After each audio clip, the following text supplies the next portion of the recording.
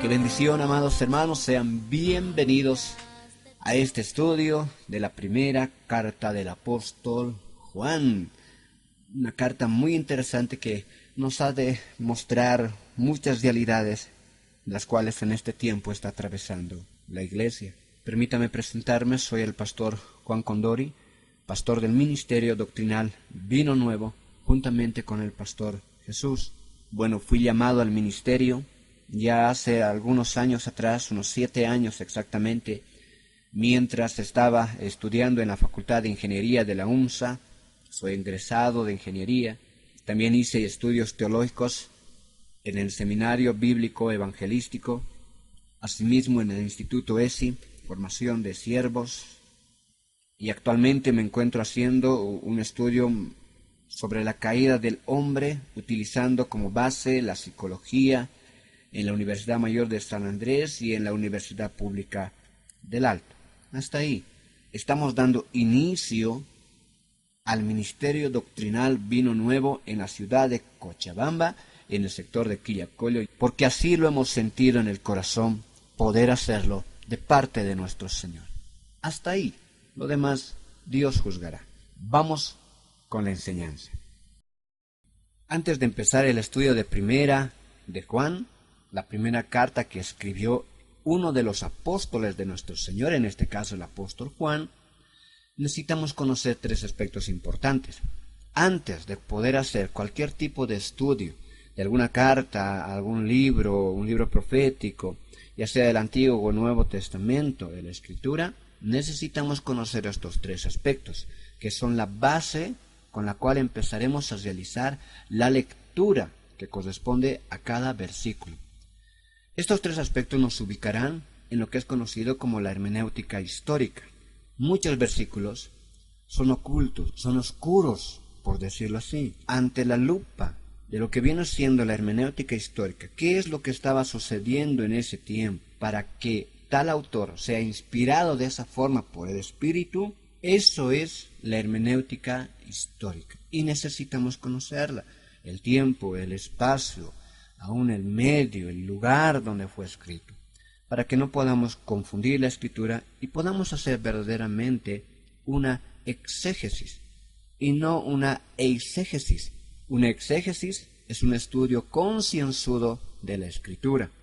Una eisegesis es solamente un estudio muy liviano de la palabra, al punto que la eisegesis nos puede llevar a meter ideas humanas a lo que estamos leyendo, nuestra propia interpretación, que es un peligro mortal, hablando doctrinalmente.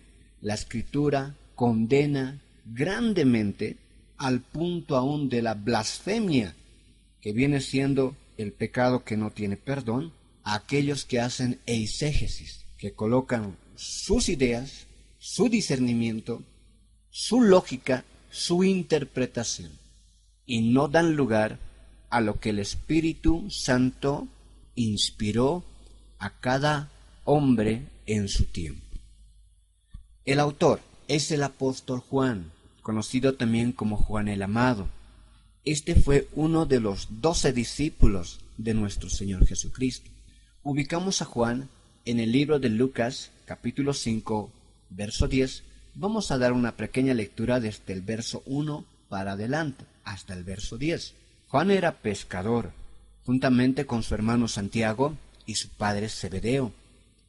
Interesantemente, ellos trabajaban juntamente con otro apóstol, quien era pescador también. Excelente. Ellos trabajaban también juntamente con el apóstol Pedro. Vamos a ver cómo fue el encuentro de Juan con nuestro Señor. Lucas capítulo 5, verso 1 adelante. Aconteció que estando Jesús en el lago de Genezaret, el gentío se agolpaba sobre él para oír la palabra de Dios. Y vio 2 barcas que estaban cerca de la orilla del lago, y los pescadores, habiendo descendido de ellas, lavaban sus redes. Y entrando en una de aquellas barcas, la cual era de Simón, hablando de Pedro, les rogó que la apartase de tierra un poco. Y sentándose, enseñaba desde la barca a la multitud. Y cuando terminó de hablar, dijo a Simón: boga mar adentro, y echad vuestras redes para pescar. Respondiendo Simón le dijo: Maestro, toda la noche hemos estado trabajando y nada hemos pescado, mas en tu palabra echaré la red. Y habiéndolo hecho, encesaron gran cantidad de peces y su red se rompía. Entonces hicieron señal a los compañeros que estaban en la otra barca para que vinieran a ayudarles. Y vinieron, llenaron ambas barcas de tal manera que se hundían. Viendo esto, Simón Pedro cayó de rodillas ante Jesús diciendo: Apártate de mí, Señor, porque soy hombre pecador. Porque por la pesca que había hecho, el temor se había apoderado de él y de todos los que estaban con él. El verso 10. Y asimismo de Jacobo y Juan, hijos de Zebedeos. Aquí encontramos a Juan, Juan el amado, el apóstol del Señor. Asimismo de Jacobo y Juan, hijos de Zebedeo, que eran compañeros de Simón Pedro. Pero Jesús dijo a Simón: No temas, desde ahora serás pescador de hombres. Ahí encontramos a Juan, que estaba realizando un trabajo de pescador juntamente con Pedro. El apóstol del Señor, uno de los 12 apóstoles del Señor, escribió 5 libros, 3 en forma de carta, un evangelio y una revelación. Hablamos del evangelio de Juan, primera de Juan, segunda de Juan, tercera de Juan, hablando de las 3 cartas, y el libro de las revelaciones, el Apocalipsis. Mira, este hombre fue verdaderamente alguien que anduvo en todo tiempo con el Señor, pues desde que fue llamado, estuvo con el Señor. Él fue uno de los que observó su muerte, su ministerio y su resurrección. Algunos mencionan que quizás no habría sido Juan quien escribió estas cartas, pero podemos irnos al aspecto histórico para ver si hay rastro referencial de que Juan escribió estas cartas por palabra de terceros, otros que hagan mención que Juan lo haya escrito. Y ese rastro histórico sí lo encontramos, por lo cual aún la tradición judía siempre ha aceptado que el apóstol Juan escribió estos 5 libros: el Evangelio de Juan, primera de Juan, segunda, tercera y el Apocalipsis. Por ejemplo, Clemente de Roma en el año 90 hace alusión a la primera carta de Juan. Policarpo de Esmirna, que podemos encontrarlo en Filipenses capítulo 7, en el año 110 al 140 después de Cristo, cita la primera carta de Juan. Policarpo fue discípulo directo de Juan. Justino Mártir, en el año 150 al 160, cita también la primera carta de Juan. También se encuentran alusiones de la primera carta de Juan en los escritos de Ignacio de Antioquía, por los años 100 después de Cristo, en los escritos de Irineo de León, por los años 130 a 202 después de Cristo, en los escritos de Tertuliano, Clemente, Orígenes, Dionisio y muchos otros más. Así que atribuimos directamente estos 5 escritos al apóstol Juan. ¿A quiénes fue dirigida esta carta? Esta no es una carta personal o una carta a una iglesia determinada. Interesantemente, estas cartas son escritos que pudieron ser aplicados en todas las congregaciones en ese tiempo, y de la misma manera en este tiempo también. Vamos a notar, cuando empecemos a leer el capítulo 1, verso 1, no tiene ninguna introducción tradicional, no hay remitente ni destinatario, no contiene saludos, tampoco tiene un mensaje de cierre. Son palabras directas que debemos tomarlas en cuenta, desde el principio hasta el final. El propósito de esta carta. Esta carta es una refutación clara de la enseñanza del tipo gnóstico que había llegado a ser un verdadero peligro para las iglesias en ese tiempo. Juan menciona varias razones por las cuales escribe esta epístola. 1. Para que nuestro gozo sea completo. Capítulo 1, verso 4. 2. Para recordarnos que no debemos pecar. Capítulo 2, verso 1. 3. Para confirmar la verdad de que los fieles han vencido el pecado. Capítulo 2, verso 12 al 14. para advertirnos en cuanto a los falsos maestros. Las falsas afirmaciones de los herejes se pueden ver, por ejemplo, en los versículos del capítulo 1, verso 6, el verso 8, el verso 10, el capítulo 2, verso 4, verso 6, verso 9, verso 21, verso 26. Vamos a ir revisándolos.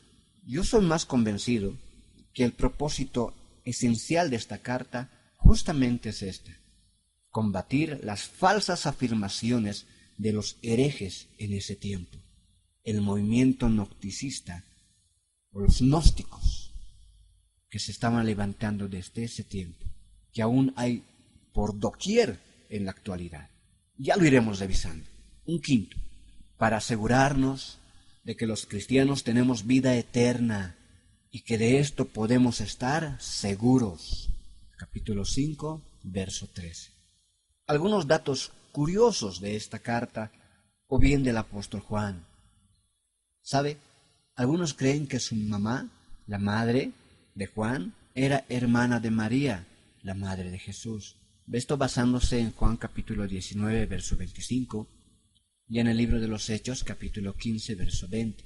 Algunos mencionan que quizás aparentemente debería tener algunos recursos o haya poseído algunos recursos, pues según Marcos 1:20 pareciera que tenía jornaleros, varios botes, según Mateo 20:20 una casa en Jerusalén. Tal vez Juan también era una persona reconocida en ese tiempo, pues tenía acceso al sumo sacerdote de Jerusalén. Eso lo vemos en Juan capítulo 18, verso 15 al 16. Otros mencionan, algunos aseveran directamente, que Juan también hubiera sido seguidor de Juan el Bautista, por lo que se encuentra en el libro de Juan capítulo 1, verso 35 al 40. Le estoy dando los versículos de estos datos curiosos para que usted pueda realizar una propia investigación sobre estos puntos. Yo los pongo como datos curiosos porque en realidad ya se han estudiado por mucho tiempo y no se ha llegado a aceptar por completo ninguno de estos puntos, pero ahí están para que podamos también en su momento tenerlos en cuenta. Algo que sí es real es que la tradición judía testifica claramente que Juan sobrevivió a todos los otros apóstoles. Fue el último en fallecer y fue el único que murió con muerte natural. Ya muy anciano, Dios se los recogió. Los otros 11 apóstoles fallecieron de formas atroces. Los hechos históricos narran que después de la muerte de María, la madre de nuestro Señor, recuerde que también a Juan, nuestro Señor Jesucristo, le encomendó el cuidado de su madre, diciéndole: «He aquí tu madre». Después de la muerte de María, se trasladó a Asia Menor y radicó en Éfeso, la ciudad más grande de la zona en ese tiempo. De aquí fue exiliado a la isla de Patmos, donde recibió el mensaje del libro del Apocalipsis. Después de aquello, regresó a Éfeso, donde falleció. Una anécdota para terminar esta introducción.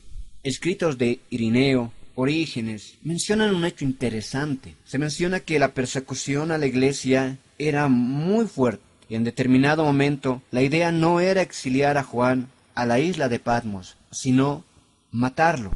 Y como él era el líder de la iglesia, o el último apóstol que había quedado en ese tiempo, también querían matarlo de una manera atroz, como ejemplo para todos los seguidores del Mesías en ese tiempo.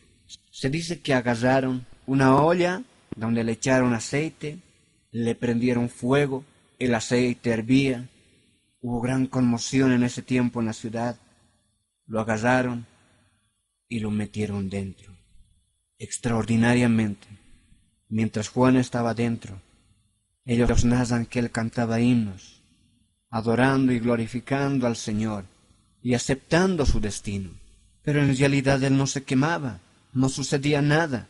Todos quedaban perplejos ante lo que estaban observando. Lo sacaron de la olla y no sabiendo qué hacer con él, lo exiliaron a la isla de Patmos. Esa es la fe de los primeros hombres que andaron con nuestro Señor. Esa es la fe que debemos tener.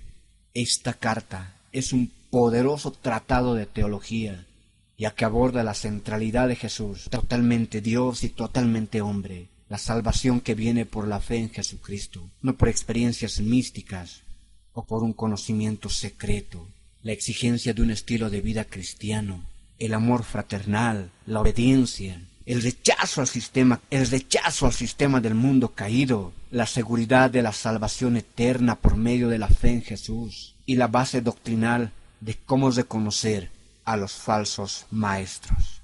Así que tendremos un tiempo muy hermoso estudiando la primera carta del apóstol Juan. El día de mañana comenzaremos. Bendición.